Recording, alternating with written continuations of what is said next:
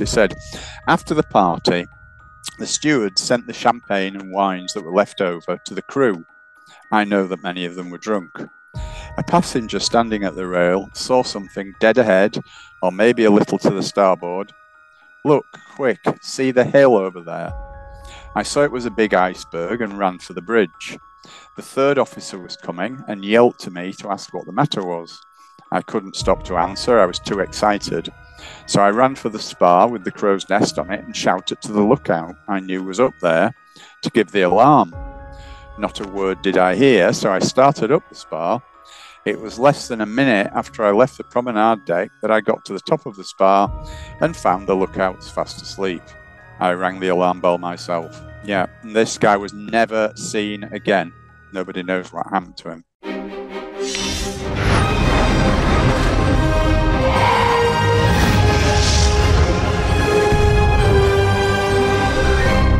Welcome to Far Out with Faust, everybody. I am Faust Chicho, and today I'm excited and honored to be joined by John Hammer. Let me tell you about John and all the incredible work that he's been up to.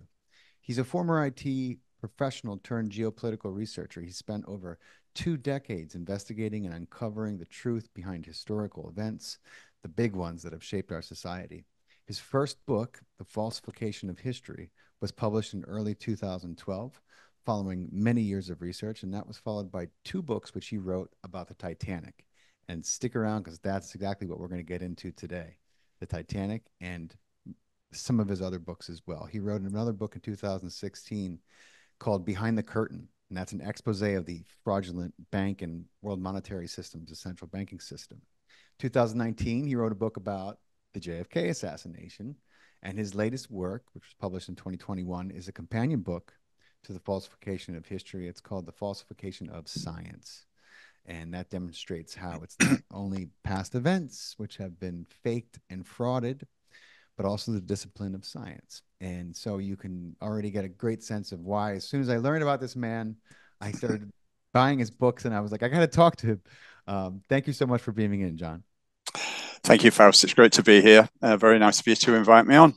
So even before I caught wind of, and learned about the Federal Reserve and learned about JP Morgan and exactly who that man was and what he did. I was always scratching my head about the Titanic, because I had seen Cameron's movie and I'm like, how did so Yeah. many people survive? And who got to pick the ones who survived? Like, it was always so crazy to me, and then if you've ever been out on the open ocean in a boat or on a cruise, then if you're like me and you think about these things, you're like, how in God's name could a vessel the size of a cruise ship find an iceberg in the middle of the ocean and smash into it? How does that, you know what I mean? Like, how could that happen? You have Yeah. so many redundancy plans on vessels. That's how it's always been. Yeah. So I'm Well, excited for this conversation. yeah. Yeah, that's an interesting point you make. The thing about the Titanic allegedly hitting the iceberg, and that's by no means certain. In fact, I would say it's not true at all, but that's another story, which may come on to later, depending on how it goes. But the thing about it was that the turning circle of Titanic was such that even at full speed, and allegedly it saw this iceberg 4 miles away, it would only have needed something like 1/3 of a mile to avoid it. Why didn't it? Yeah. So it's the whole story is just riddled with inaccuracies, inconsistencies. And by the way, I don't know if you're aware, or how many of the viewers are aware, but the Titanic story that we all know and love, the official version, if you like, was written by a CIA agent by the name of Walter Lord. Up until that point in time, none of that stuff was in the public domain, if you like, and most of it is just nonsense anyway. Yeah, Walter Lord wrote a book which the whole Titanic myth and legend are based on in the very early 1950s, and it was called A Night to Remember, which some of you may have read or be aware of. And they also made a feature film in the late 1950s as well, called A Night to Remember, which set the scene for what everyone believes to be the real Titanic story. Yeah. But it's far, far from the truth. Far from it. Like so many things in our Yeah. history. Yeah. So I think the probably the most popular and rightfully so, quote, conspiracy is obviously, I'm making air quotes for our listeners on audio. uh, Yeah. you know, conspiracies is the fact that you had these extremely wealthy, powerful men who were on the ship, um, conveniently, who the ones who stood in stark and powerful opposition Yeah. to people like J.P. Morgan and some of the others who were really trying to push for a Yes. central banking system, to Yeah. consolidate control and take control of the money supply from the United States Yeah. government. Yeah. Yeah. Um, but not many people are aware of the switcheroo that your research has Yes. highlighted, and so I was wondering if you could give everyone Mm. a quick rundown of that. Yeah. Well, what happened was, again, I think it's probably becoming more public knowledge now, but Titanic had an identical, or very, very close to being identical, twin sister ship, and that was called the RMS Olympic. RMS Titanic was the second off the production line, for want of a better word. Olympic had been uh, playing a trade across the Atlantic because that's what they were built for. The Atlantic transition between England and the United States. She'd been playing a trade for about 9 months before Titanic was launched. But in that time, unfortunately, she had 3 or 4, depending on whether you count it as a serious accident, the fourth one. But she had about 3 or 4 serious accidents. And the main one was she actually collided at high speed with a British warship, a British battleship by the name of HMS Hawke, which is known in Titanic circles as the Hawke incident. And what that meant was that she was very badly damaged indeed. I mean, for example, this happened just off the south coast of England, just off Southampton, where she'd embarked from. It took 2 weeks to get her in any kind of a fit state just to do the very short sea journey back to Belfast, where she was built. Now, she had to go back to Belfast for full For repair. repairs, right? Yeah. Yeah, because that was the only this was the biggest ship in the world. And the only dry dock that was big enough to take her in the entire world was in Belfast, where she'd been built. And that was the Thomson Graving Dock. So they had to take her back there. And the repairs took several months. Okay, and it had become a money pit. Olympic had become a money pit. Morgan had invested a lot of his own personal funds into it. Of course, J.P. Morgan owned the ship. For those not aware, J.P. Morgan, the financier, the American financier, owned the shipping line to which Titanic and Olympic belonged. But Olympic had several accidents. I won't go into detail on all the others because we don't really have time, to be honest. But on this particular one, it took months to repair. He was losing revenues because she wasn't paying away. Yeah. So there was that element to it. There was a British Navy inquiry, which there always has to be whenever there's an accident involving a British Navy ship. And the British Naval Inquiry, unsurprisingly, found the crew of Olympic culpable, responsible for the accident. So there was no insurance payout. And not only did they have no insurance payout, but they had to pay for all the repairs to HMS Hawke as well. Wow. So it was a real money pit. And then to cap it all, and this is the unbelievable bit that people never believe me, but it's absolutely fully documented. It's not even up for question. It's not debatable. She was declared a wreck. Olympic was declared a wreck. They could not afford to get her back and fit enough to pass. Every ocean liner in those days, and I guess it's pretty similar today, but had to pass what's called this Board of Trade, the British Board of Trade test, the British Board of Trade, test for want of a better word. And only then could she be certified for traveling the Atlantic. They knew there was no way she would ever pass that again. So what they did, I believe, they patched her up best they could. And again, there's lots of evidence for this. You know, not making this stuff up. All in my books, all the evidence. I won't go into all the details, but just to kind of cut a long story short, they patched her up as best they could, just to make her fit enough for one last dramatic voyage. And of course, change the name, change the identity. And that sounds really far-fetched, because people say, one of the things that most people say to me is, surely people would have known. Yeah, of course they did. Yeah. Of course they did. But we're talking about 112 years ago. In those days, working class people knew their place. They were very easily coerced, bribed, threatened. Or killed, yeah. Yeah, absolutely. And they knew that if they spoke, in fact, I actually, I'm digressing slightly here, but I actually, when I was actually researching it, which took me 3 years altogether, I actually put a newspaper ad in the local Belfast newspaper to see if any descendants of Harland and Wolff,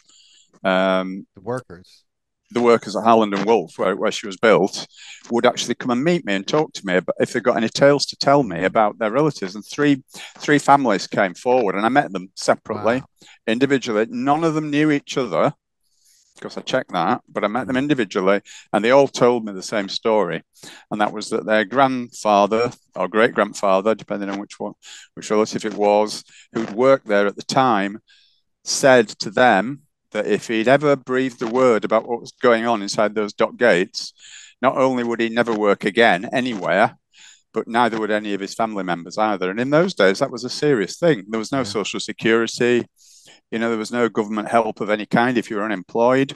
If you're unemployed, you either starved or relied on the charity of family and friends. So it was a very, very serious thing.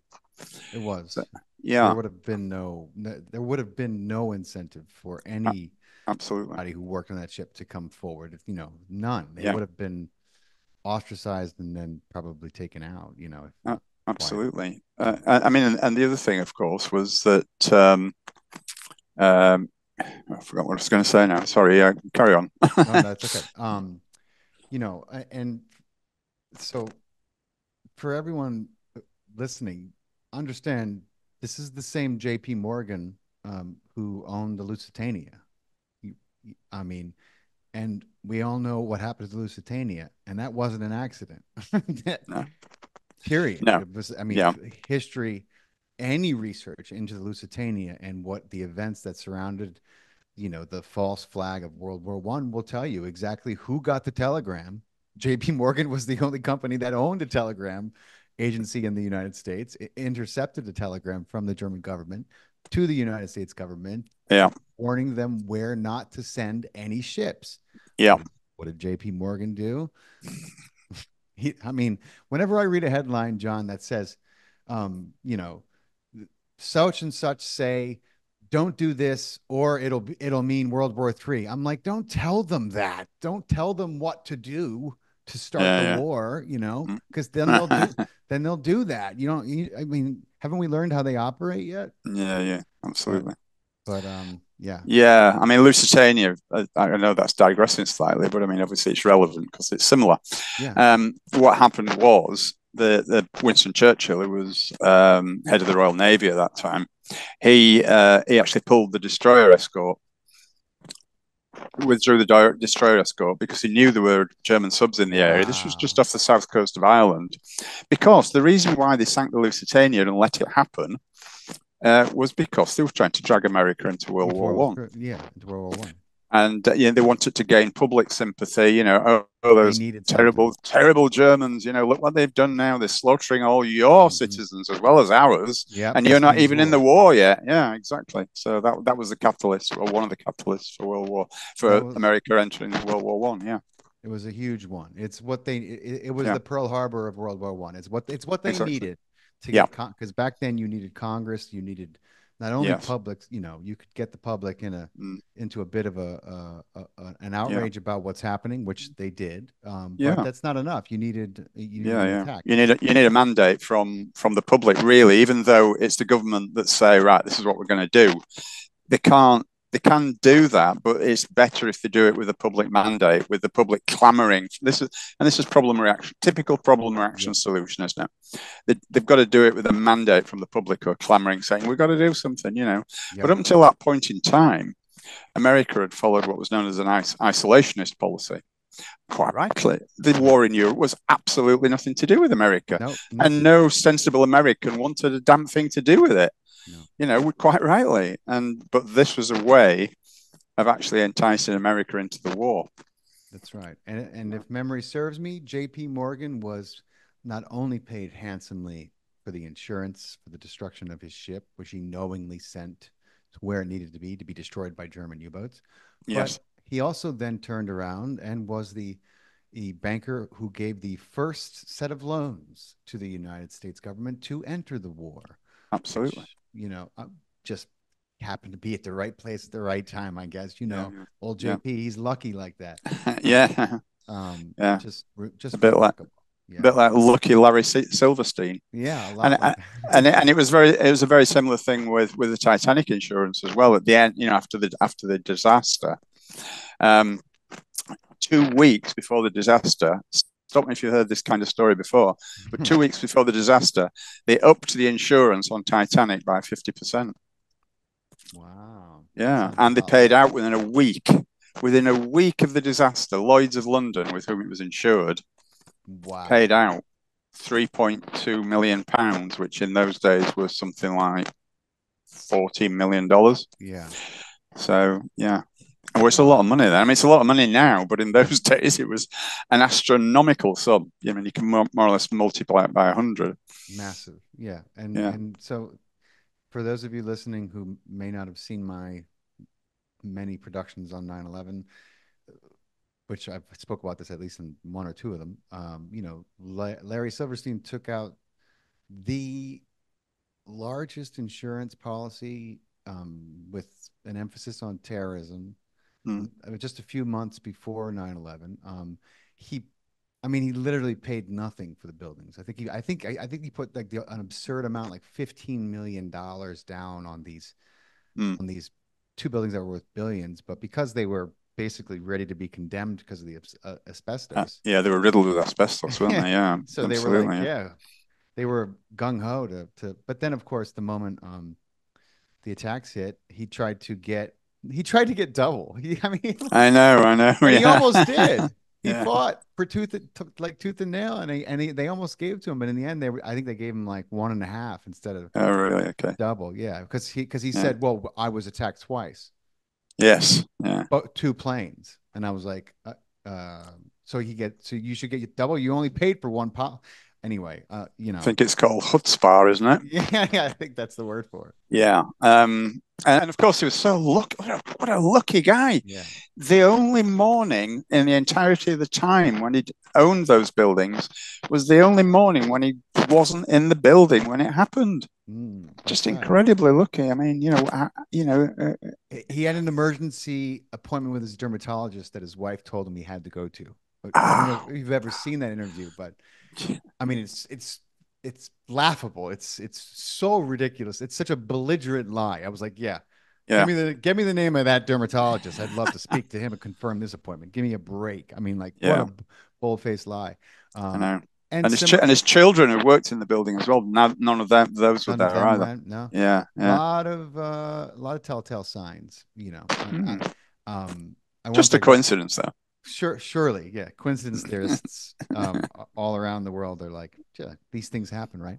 Um, but similar fashion, J.P. Morgan let everyone think that he would be on the maiden voyage of He did. the quote Titanic. He did. Um, he gave no indication whatsoever that he wasn't on the ship, and No, that was probably one of the biggest reassurances, for some of the people he invited.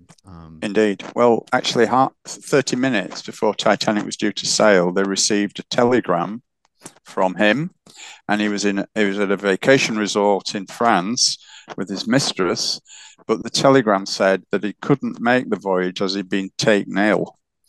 But he was interviewed later that day in absolutely perfect health with a mistress on his arm by an American newspaper. And I can't remember which one it was now, but yeah, so Wow. it was a lie. But not only did JP Morgan not turn up, but also 50 of his close business associates didn't turn up as Wow. well.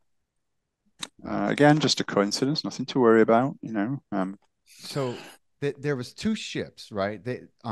Both ships were obviously very similar in size, Yeah. and the blueprints, right? But Hmm. but Hmm.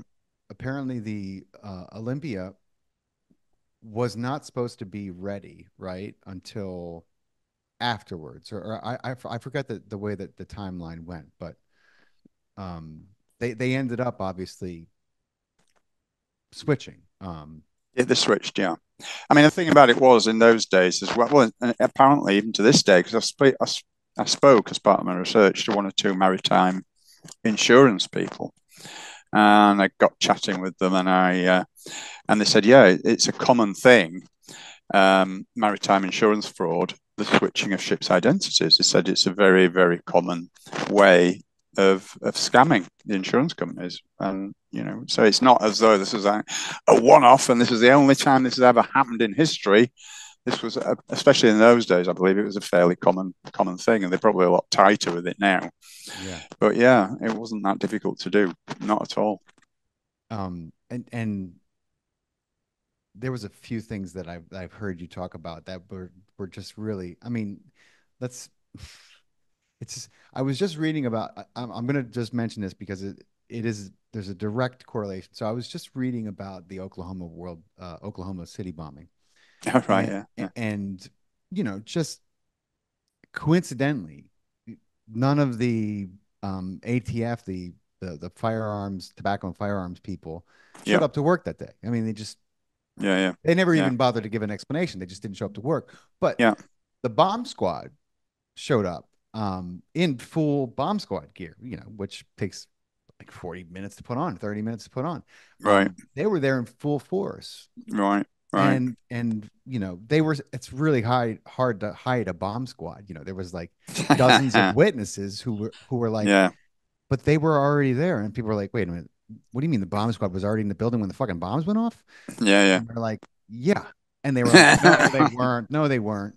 That's not. And they tried to deny it for the longest time. And then, Yeah, of course, so many witnesses and it came out, and then they had them on camera. Then they had to say that, yeah, they were there. yeah. Why? They never bothered to say why. Um, Mm, but in similar fashion, there's some events surrounding Titanic which are like, dead giveaways that they knew they had to know. mm. You had the ship, you had two different vessels, which were involved in proximity. One, I think, I would love for you to tell people a little bit about that. I think that's some of the strongest evidence regarding the fix. The fact that this was such a fraud. Yeah. Okay. Well, the J.P. Morgan owned another shipping line. Titanic and Olympic belonged to the White Star Line, and he owned another shipping line, which was part of his International Mercantile Marine, which is like the umbrella company under which all these different shipping lines that he owned operated. And another part of the IMM group was a shipping line called the Red Star Line, and one of the Red Star Line ships or liners was called SS Californian. Now, interestingly enough, at the time that Titanic sailed on a maiden voyage, the UK, Great Britain, was in the midst of a massive coal strike. Obviously, all these liners run on coal. For example, it would have taken 6,000 tons of coal to get Titanic across the Atlantic. So they needed an awful lot of coal. So there was no coal forthcoming. There were liners and ships of all shapes and sizes because they all ran on steam. Okay, there was no diesel-powered ships in those Right. days. They were littered all around the coastline, the British coastline, everywhere, every docks, every major docks, every minor docks. There were ships clamoring for coal, and they just couldn't get hold of any. But interestingly enough, Titanic did. Now, we don't know how that happened, but she managed to procure from somewhere 6,000 tons of coal. It's believed, I can't prove this, I've got no evidence for it, but it's believed that J.P. Morgan, not himself, but his employees, went round all the different shipyards, begging, borrowing, and stealing as much coal as they could. Now, at the time, there was no ships leaving Britain at that time, and there hadn't been for weeks. People were clamoring for passages across the Atlantic to see relatives, friends, business trips, or whatever it was. or to get back home if they'd been to Europe on vacation or whatever. And another ship, a Red Star liner, SS Californian, actually left London 5 days before Titanic. So it had also managed to procure enough coal. Now, it was a much slower ship than Titanic. Titanic's average cruising speed was 24 knots. California's was about 12 knots. So it set off 5 days before Titanic. And 5 days after that, after Titanic left Southampton, they both ended up in the same ice field together. Californian had been ordered to rest up for the night. And when asked why, the captain, Stanley Lord, said that it was too dangerous to continue because the ice was too thick, which, again, speaking to maritime people, which I did, they say that's absolute nonsense. That never happened because icebergs are so visible, especially on a clear moonlit night, which is what it was on the 14th of April, 1912. Icebergs are easily visible because they just stand out like a beacon and they reflect the moonlight. You can see them from absolutely miles away. So he said there is no way that is the truth. They would not have just parked up overnight with the engines running. But that's what we're told is what happened. So Californian was apparently ended up after 10 days, which it took it to get there itself, and the 5 days that Titanic took to get there, they ended up in the same ice field at precisely the same moment in time. Now, as I said, they're both J.P. Morgan ships. Stanley Lord, the captain of Californian, was an ideal man for this job because a few years earlier, he'd actually evacuated 2,000 people in a military exercise in record time. So he'd got experience of this, right? So he knew the ropes as far as that was concerned. Now, interestingly, Californian, in the middle of a coal strike, people clamoring for passengers across the Atlantic, had no passengers, no cargo, except for 2 items. And I think you know what they are, but I will tell the listeners: 3,000 woolen sweaters and 3,000 woolen blankets. Wow. I mean, come on. And Stanley Lord, the captain of the Californian, was actually blamed for the disaster at the end of it all as well. After the 2 inquiries, there was 2 inquiries, an American and a British inquiry. Both of them blamed him for the disaster. How did they say it was his fault? Because he didn't come to the rescue in time. It wasn't White Star's fault, It wasn't the British Board of Trade who'd not designated enough lifeboats. It wasn't, IMM, Morgan's umbrella company. It wasn't Morgan. It wasn't the captain of the Titanic. It wasn't anybody else's fault. It was Stanley Lord's. And he spent the rest of his life trying to clear his name. But of course, they would never allow him into court to try and do it, no matter how hard he tried. He was perfectly entitled to seek redress through the court because he was being slandered, basically. Yeah. They would never allow him to do that because they knew that if he hired a decent lawyer, they'd absolutely destroy the official story. Absolutely. So it was never allowed, and the poor guy died 50 years later, never having had his name cleared, and he died a broken man. I mean, what would a ship be doing? What were they like? They were like 12 miles away or something like that. Like 19. That was 19 miles away. Yeah. In the middle of, basically nowhere. Yeah. It's not a place where you stop. No, you wouldn't. You wouldn't hang about there. That's for sure. I mean, it's just crazy. There they were. And whose ship were they? And what were they doing there? Why did they have? Why did they have sweaters and woolen blankets with no cargo? And I heard even that.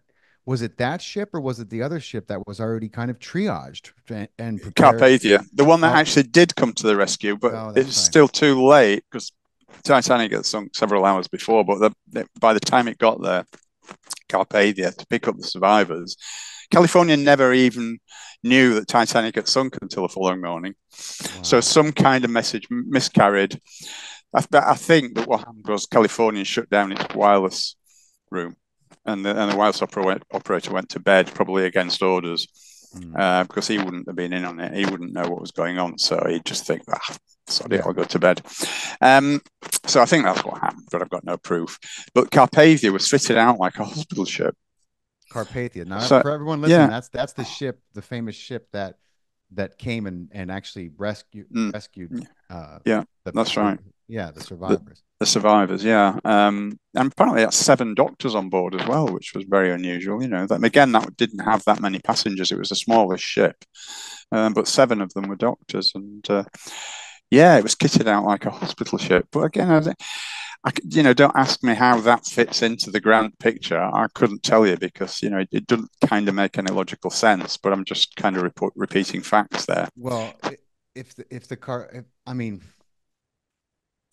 Carpathia, what obviously was on somebody knew on some level, because if the Carpathia was already, it's not like it came from a dock and went and rescued. It was out to sea already, right? Yeah. It was on its way to Europe and it had to turn back.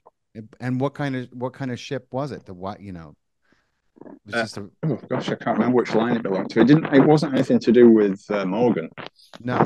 So this is why it's kind of incongruous, because Californian was meant to be the rescue ship. So the fact that Carpathia was there, you could quite legitimately argue it was just a coincidence, because I cannot see any logic for it. But it's an interesting conundrum anyway. Yeah. Let me.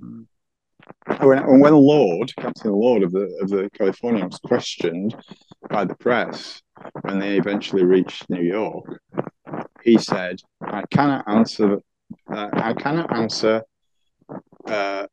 tell you about state secrets. You'll have to ask those in the office, is what he said. What the heck does that? Worked. I think I got you now. Okay. So I'm sure what you said, you were talking about state secrets, right? Yeah, Lord, when he was asked what questions about what had gone on, he said, I cannot tell you state secrets. You'll have to ask those in the office. Wow, why would he say that? And exactly. How were the survivors that were picked up? Tell everyone about, the kind of treatment that the survivors, under, because you had some of the prime, and I always say, like, look, what movie have you ever seen where the most wealthy and like the biggest wigs don't have their entire entourage clamoring and doing, and at their absolute heels doing whatever they need to do to be the best of service, and how is it that these men who were I mean, even if they weren't billionaires at the time, they would have been in today's day and age, or today's dollar. How is it that they didn't end up on? They would have been the first ones on a lifeboat, right? Like how? Yeah. And so I always think, like, I guarantee you that somebody was put in charge of making sure those men did not get on a lifeboat, whatever happened to them. Okay? Absolutely. And, well, the three. Sorry, Faust. No, you're good. You're good. I was just gonna say that's what leads me to ask this question about. Okay, so what did the people who survived saw, and how were they treated? Right. Sorry, are we talking about 2 different things there? You were talking about. Well, I was talking about, like, the way that they took this, they treated the survivors almost like they were the ones being suspected of a crime. The way that I see. Okay. Yeah. Well, when the Carpathia landed at New York docks with all the passengers, they were all. I think the normal passengers, the regular passengers, they were allowed to leave, but all the Titanic's crew were held under house arrest. Okay, wow. And many of them were subpoenaed to actually all surviving crew. Not all of them.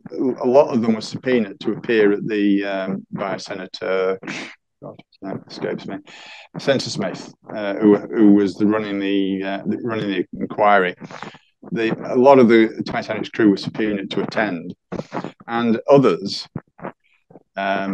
were sent home. So they eventually got home, and the ones just sent home as soon as they arrived at Plymouth. That's Plymouth in England, not Plymouth in Massachusetts. Right.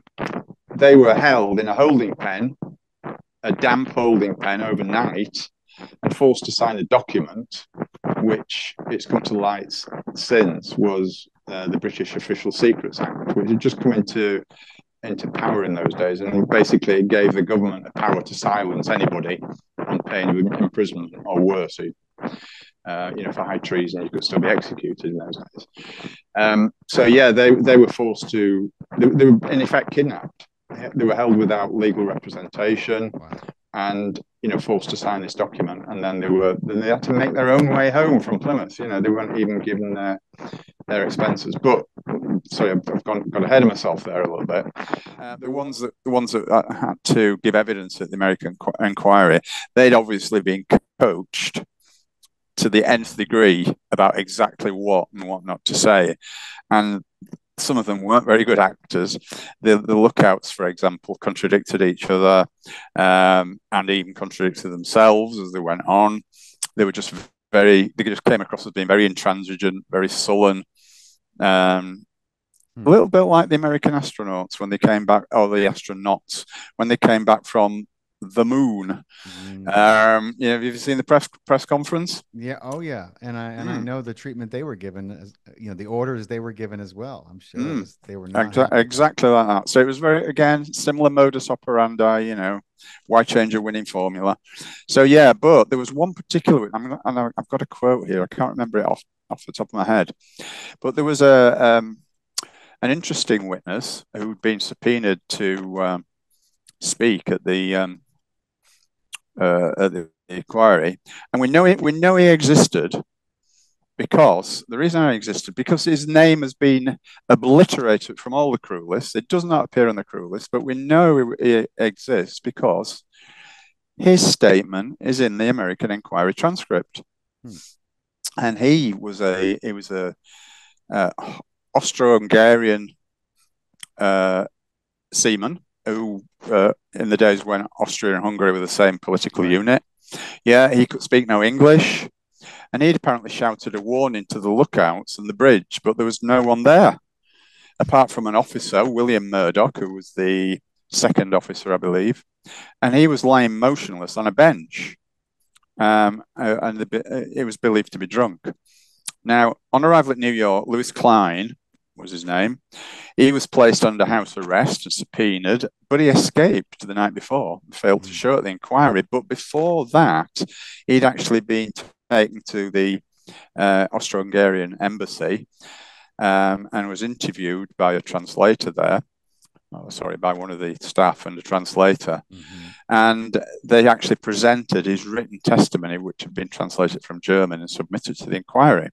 And I will read out his testimony. He said that, this is word for word, actually, this is absolutely verbatim. There was a ball following a banquet of some kind going on down below when I went up on watch at 9:30.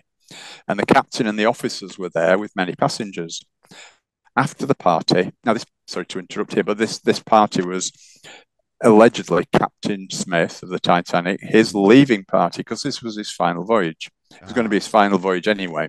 So anyway, back to the quote. He said, after the party, the steward sent the champagne and wines that were left over to the crew. I know that many of them were drunk.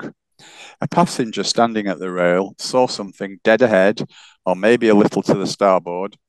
Look, quick, see the hill over there. I saw it was a big iceberg and ran for the bridge. The third officer was coming and yelled to me to ask what the matter was. I couldn't stop to answer. I was too excited. So I ran for the spar with the crow's nest on it and shouted to the lookout I knew was up there to give the alarm. Not a word did I hear, so I started up the spar. It was less than a minute after I left the promenade deck that I got to the top of the spar and found the lookouts fast asleep. I rang the alarm bell myself. Yeah, this guy was never seen again. Nobody knows what happened to him. Wow. And then he kind of turned up a few years later, and he'd become some kind of rich entrepreneur. No shit. He was running some kind of carnival show in California. Yeah. So, Wow. yeah. Again, Well, it's all very strange. it's amazing how that happens. Yeah, That I series know. of Yeah. events. Sometimes it's easier to pay someone off than it is to Yeah. get rid of Why them. not? It And works. at that time, a lot of people needed the money. Um, Indeed. that's it's what else would you say is the kind of like, I mean, I know that there's a lot of interesting information floating around about the recent submarine incident, but Mm. you know, and I've heard you say this before too. It's like, listen, they don't want anyone poking around too much, okay? Like, and that's been the case. Yeah. As time goes on, there's less and less risk for them, but at the same time, science and technology and diagnostics and analysis continue to get Yeah. more sophisticated with the technology, and so Yeah. you know they're afraid on some level that if enough of it was to be truly examined, it may just become fucking too obvious Yeah. Yeah. to Absolutely. deny. So Yeah. um and I know you were like, listen, it's not like it took that long to actually discover it. And I know you have a lot to say about this as well. Mm. Yeah. Well, I mean, the official story is that Robert Ballard of Woods Hole Oceanographic Institute on the East Coast, he allegedly discovered the wreck in 1985. But Ballard actually confessed. He said we never set out to find the Titanic at all. We were looking for some sunken US Navy subs that were carrying nukes, allegedly. Mm, And that's another story, by the way. great. Um, and and we knew that if the Russians got wind of this, they'd track us. So we had needed a cover story, and the cover story was that we were going to look for the Titanic, and they found it magically. They found it, but Wow. but we know, and I've got evidence in my book, which I've actually got pictorial evidence in the book from newspaper headlines at the time, that the ship was discovered in 1953. And I also believe that it was actually just known all along where it was. Now, the reason it actually sank where it was, because that just happens to be the very, very deepest part of the Atlantic. And in those days, there was no way with the technology that they had that Titanic would ever be found, ever. No, no. And there's no way of knowing that technology would ever exist. So Morgan and all his cohorts assumed that they would be safe. Sink it there, nobody will ever know. They'll never be able to examine the wreck. So yeah, coming back to what you were saying about the sub a few months ago, I believe it's either. I'm not sure. I don't know whether it happened or not. I mean, because Yeah. they lie. I know that comes as a real shock to us all, but they Yeah. do lie. So whether it actually happened or not, I don't know, but whether it did or not is kind of irrelevant because in my view, just call me an old conspiracy theorist, but in my view, it was done to deter people from going down there. Yeah. Yeah. I think so too. Yeah, Whatever happened was very convenient to the fact that they were making a daily living yeah, for a hefty price, bringing people down there, and mm-hmm. you know, it's just Yeah. not anymore. you No, know, exactly. Yeah, so that takes care of that problem. I mean, there's nothing I would put past these people because they're unconscionable. They just don't think about other people yeah. like, Psychopaths. They're yeah, basically psychopaths. they're psychopaths in a very real way. They're Yes.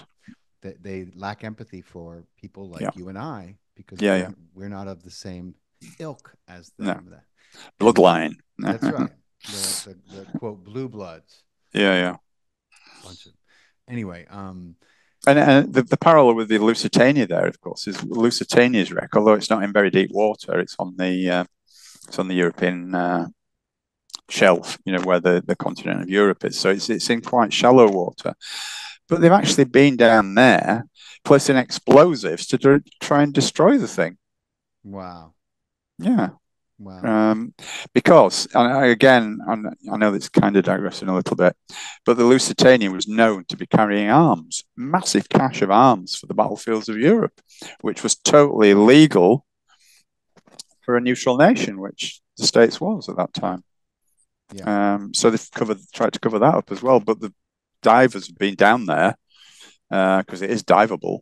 It's not that deep, and they've found tons and tons of unexploded, shells and rounds of bullets and lots of things. So yeah, they've been trying to get rid of that evidence as well. So, well, I mean, just speaking of unconscionable, that the Lusitania was solely a shipping vessel, but if Germany sinks a shipping vessel that's illegally, carrying arms to its enemy, you can't get the public and Congress and everyone to say this means war.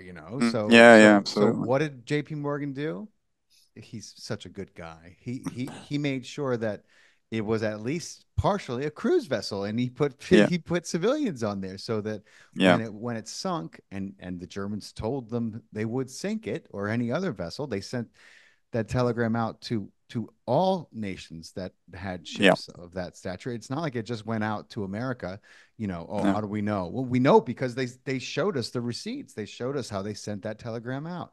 We're not these are not theories. This is the history that we're not taught in school.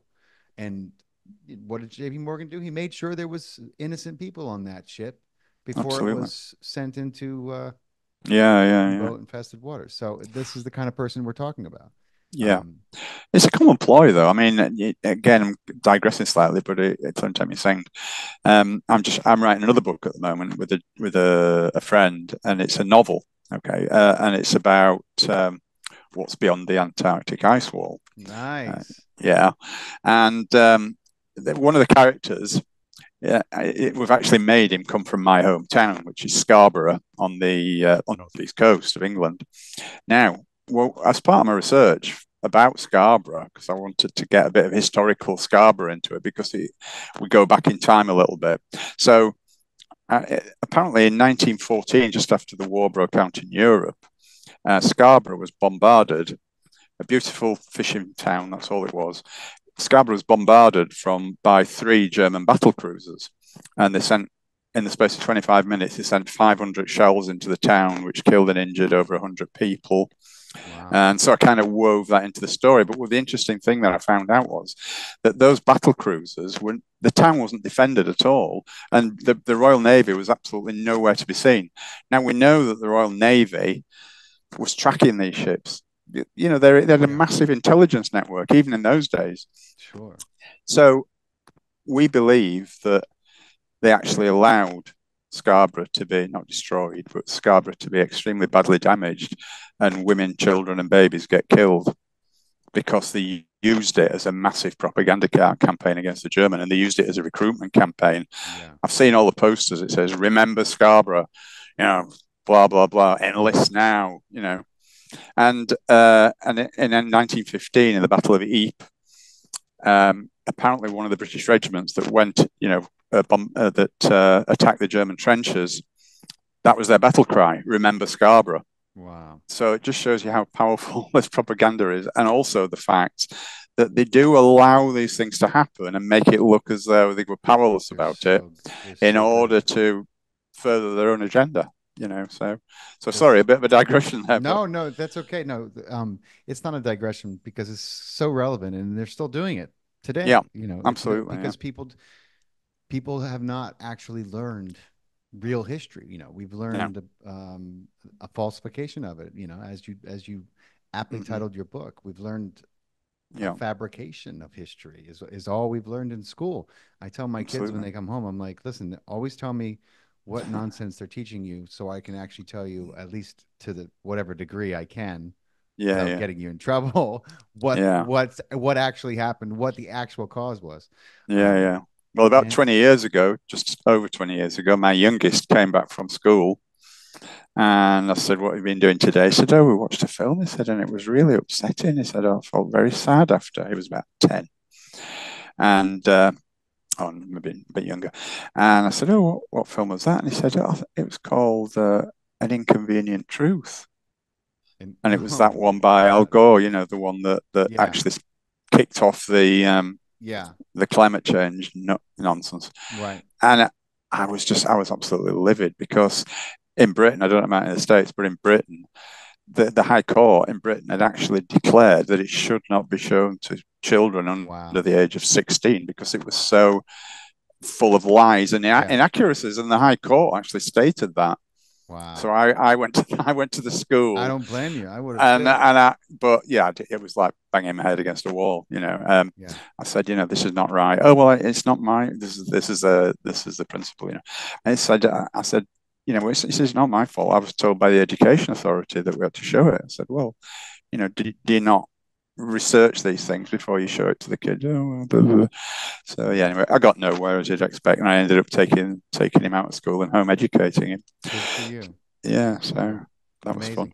Amazing. Um, Sorry, yeah. People don't understand, where the climate change, I mean, the environmental movement in general came from, and how it was always what do you call it? Like, it was the brainchild of one of the many think tanks. I think it was the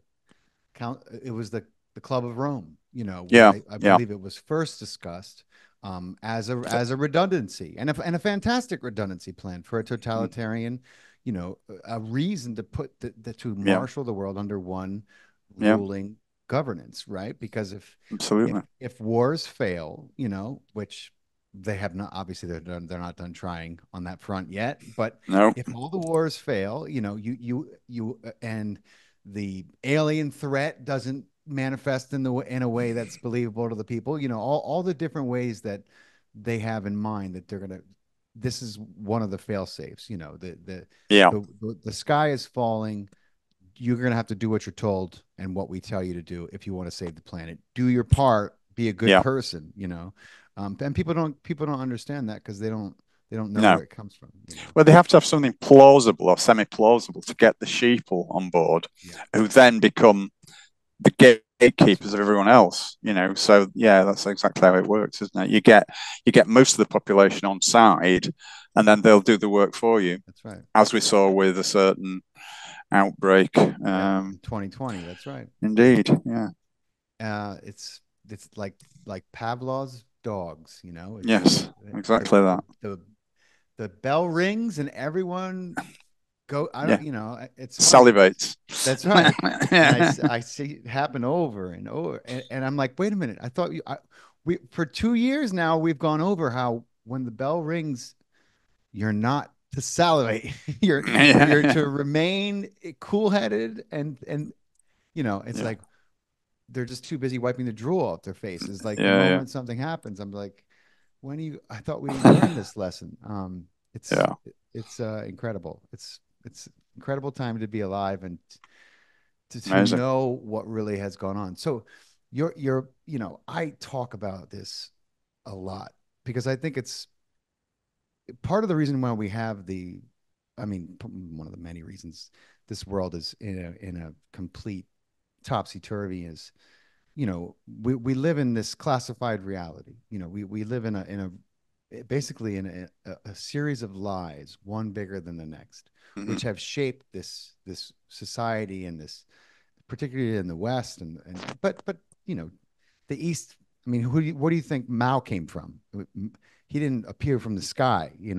China actually was once, what you could call, at least on some level, a free country. Yeah, Um, but the industrialists wanted a slave labor nation, so absolutely. they saw a way to.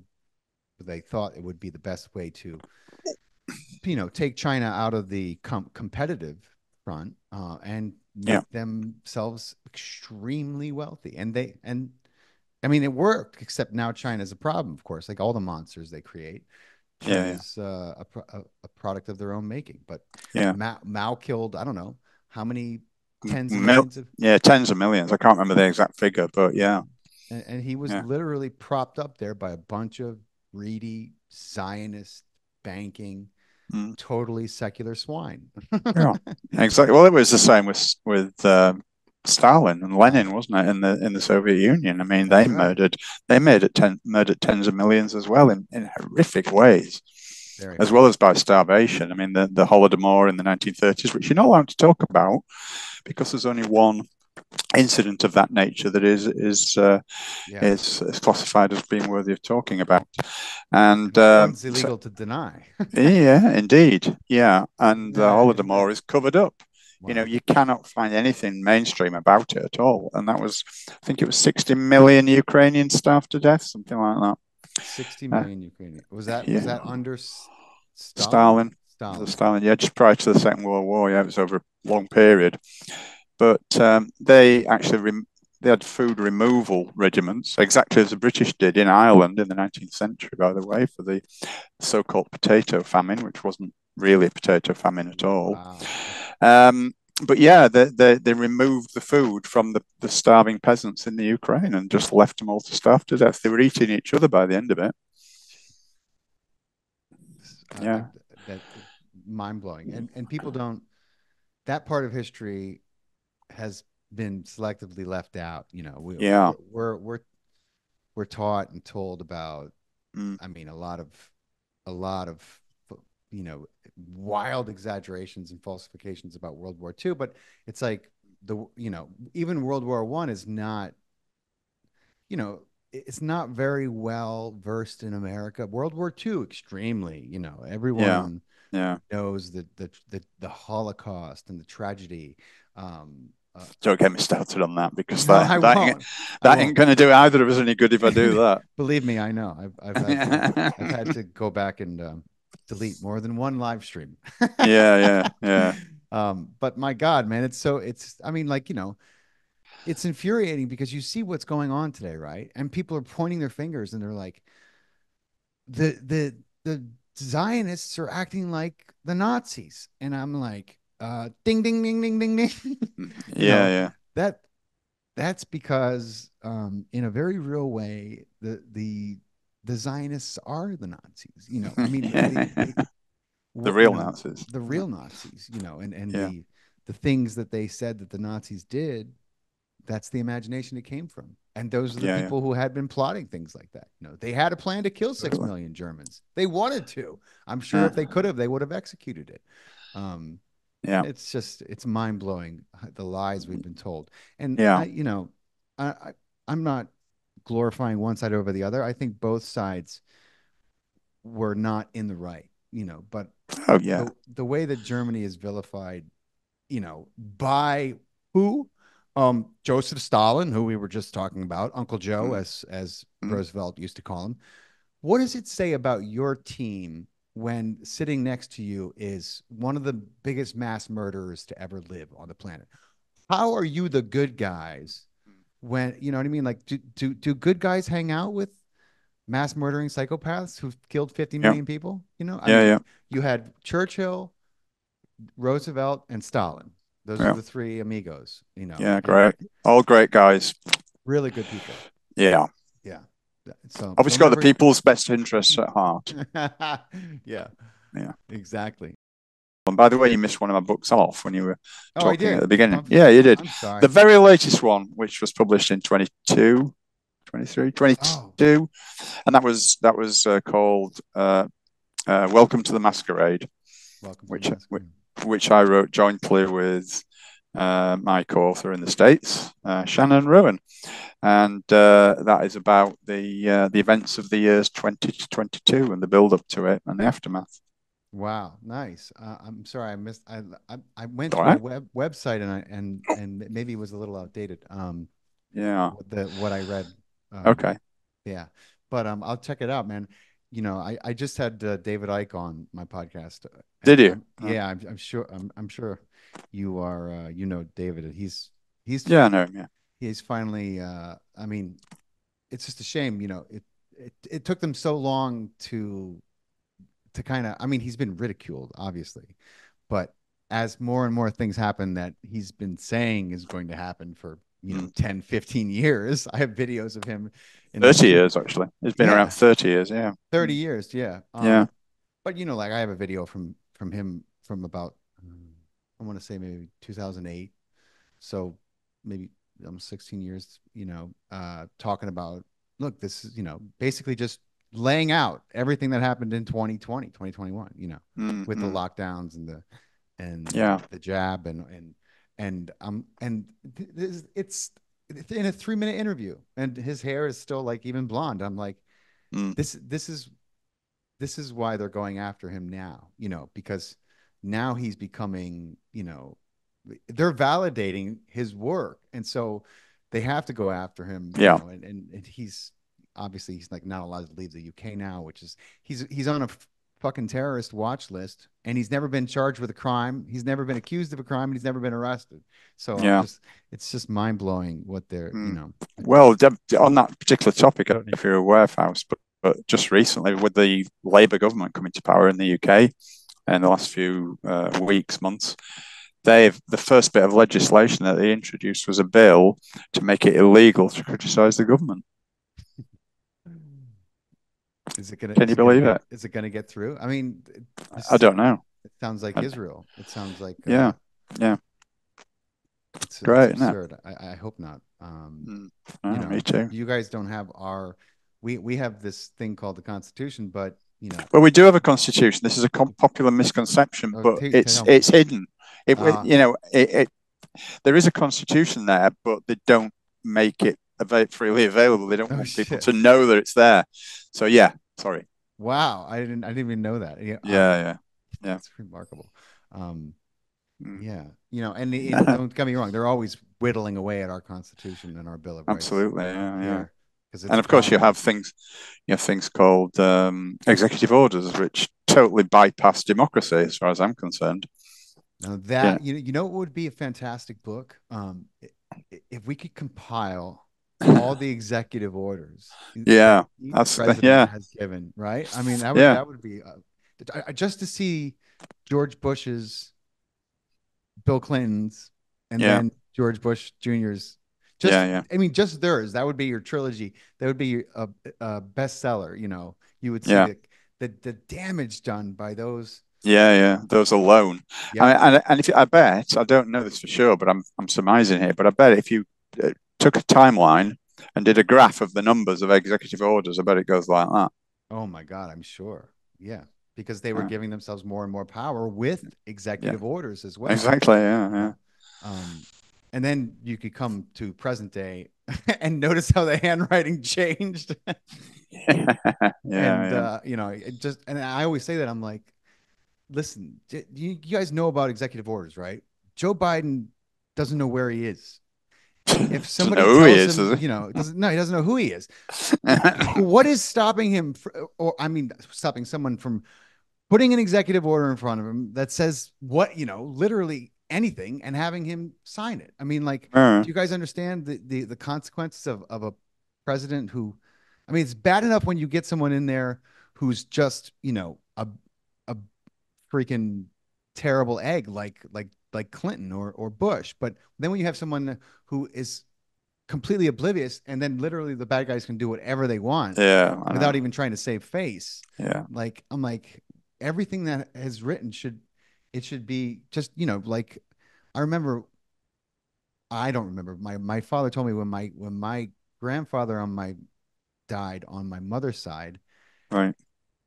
that my uncle got my grandmother to sign everything over to him when she was in a state of, shock and grief. And Yes. she's an old lady. Yeah, But yeah. she was not mentally capable of No, and that so rational thought. Yeah, yeah. my dad had to like go to court and fight and try to get everything back, and took him years. But Mm, the same applies. Everything that's been done over the last 4 years with this man, who's, mm, by the way, just came out, I think, 111 days on vacation, more vacation days than any other president or any other like past 25 presidents. 111 right. days he's been on vacation. That's like a third, like, Third of the year, isn't it? Yeah. my unbelievable. Mm, I would love to see all the executive orders that were signed on the days he was on vacation.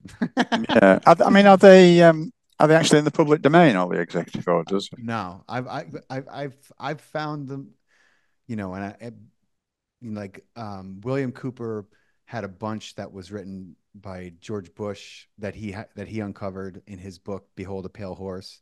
Yeah, I've read that. It's a great book. It's rare that you find them. I think they do keep them mostly classified. He was in intelligence, so he probably had sources where he could. And Yeah, even yeah. we still don't.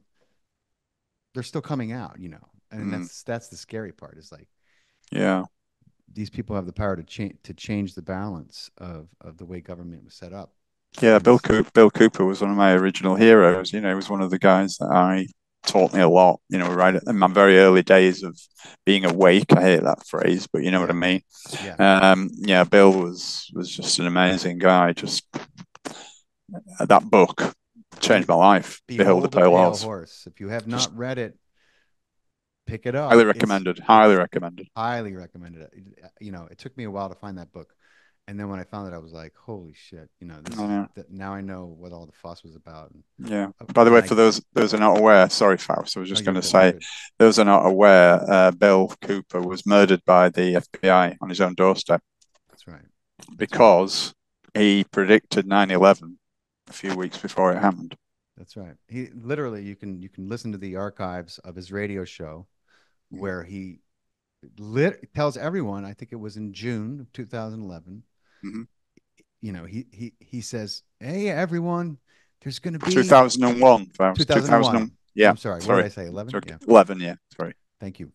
2001. And he's saying, "Oh, Osama bin Laden, he's been on the top 10 list for a decade now." But a CNN crew just went in and interviewed him. So, Yeah. the largest intelligence apparatus on the planet can't find you, but you just lined up for an interview with CNN. And oh, by the way, there's going to be an attack on either Israel or the United States, and Osama bin Laden is going to be Going to be targeted. blamed. Yep. Yeah, absolutely. And he was like, "When are you people going to wake up?"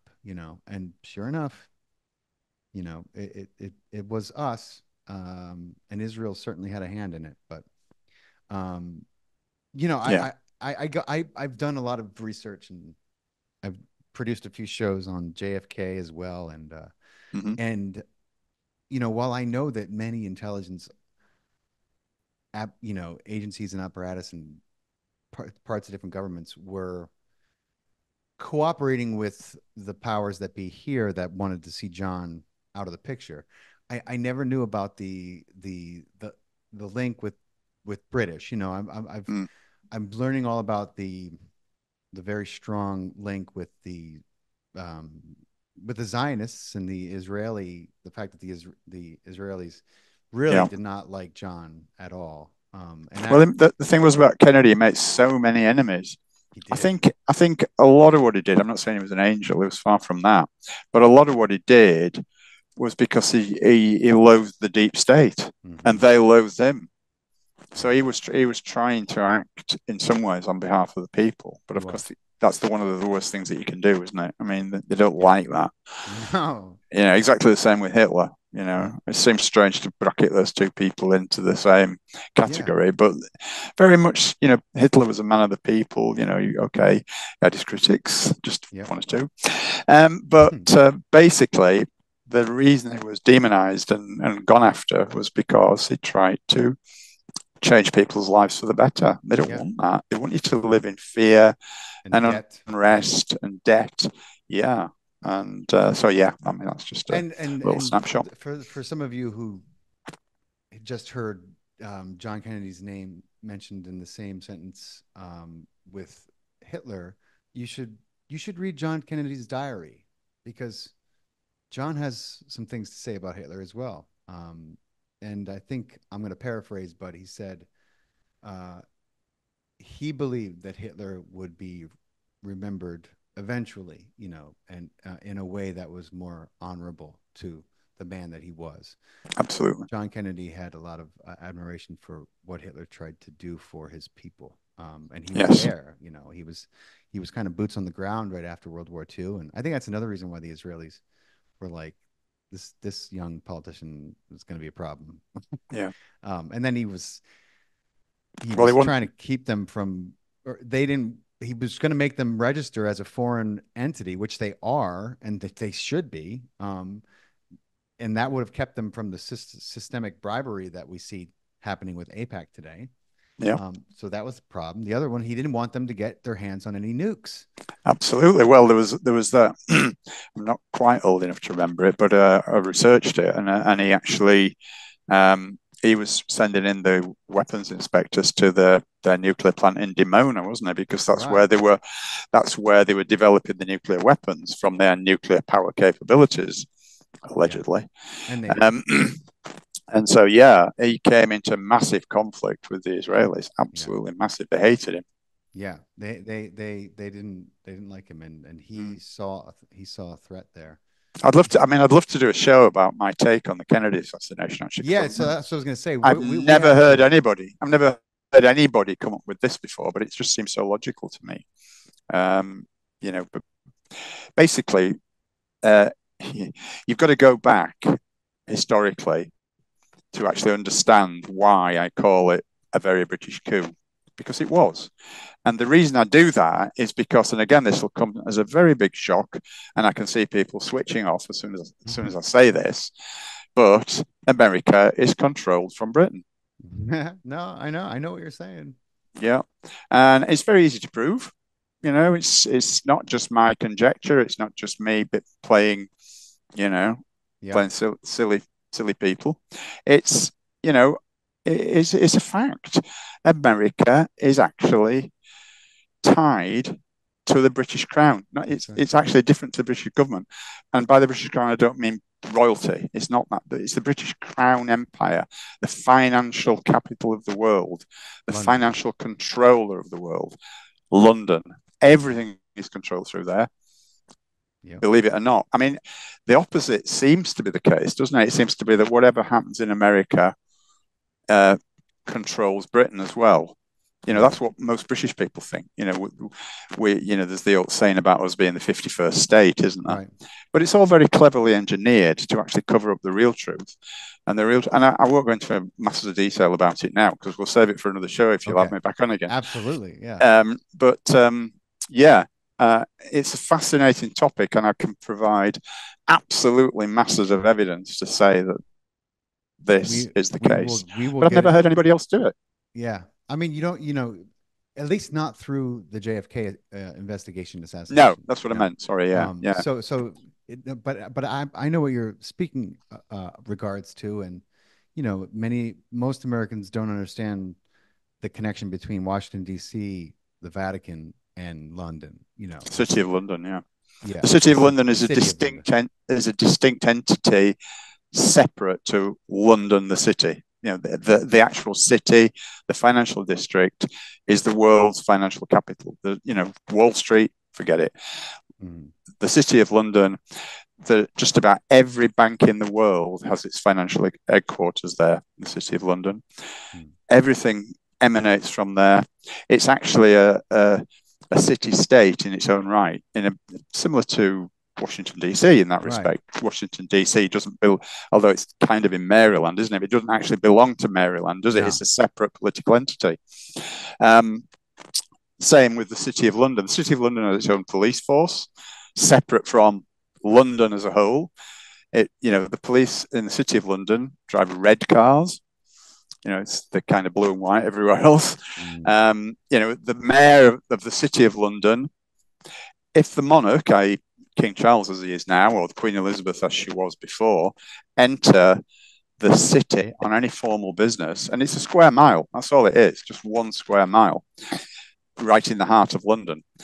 If the monarch enters that city, she has to bow to the Mayor of London, or he has to bow to the Mayor of London. The Mayor of London has got absolute, total political power over the alleged English monarch. Wow. They have in the British Parliament, which is similar to kind of your Congress or whatever. I don't understand that aspect of American politics. But the British Parliament, there is a position within the British Parliament called the Remembrancer for some reason. And this is a guy or a lady sometimes who sits incognito in Parliament and vetoes anything, absolutely anything. They've got the power of veto over anything that is detrimental to the financial interests of the City of London. Wow. We The Prime are, Minister cannot do anything about it. Nobody can. The monarch couldn't do anything about it. holy shit. I know. That's democracy for you, isn't Yep. it? In a The best nutshell. system that money could buy. My God. Oh man, we've been so hoodwinked. We're Yeah, going to talk about that next time. that'd be great. We'll have a sequel soon because I love these topics and there's so Yeah, much yeah. we can get into. So we'll dive into that specifically and then connect it to JFK, and I'll Mm. send you two links. I'll email you two links. One to this JFK researcher that I had on my show a while Okay. back, who's done some incredible work Oh, that'd be with great. Yeah, that'd be photo analysis. fascinating. Yeah, Yeah. really really cool guy. Very very far out, but very sound Mm. in his research and has contributed a lot to the investigation. And then I'll send you that one about Alan Green and the Shakespeare Decoding, Yeah, and fantastic. that Fantastic. that's Yeah. pretty mind blowing. But John, it's been amazing. I appreciate your time. I'm sorry we had technical difficulties Hey, at it's the jump. okay. We worked them Yeah, out yeah. though.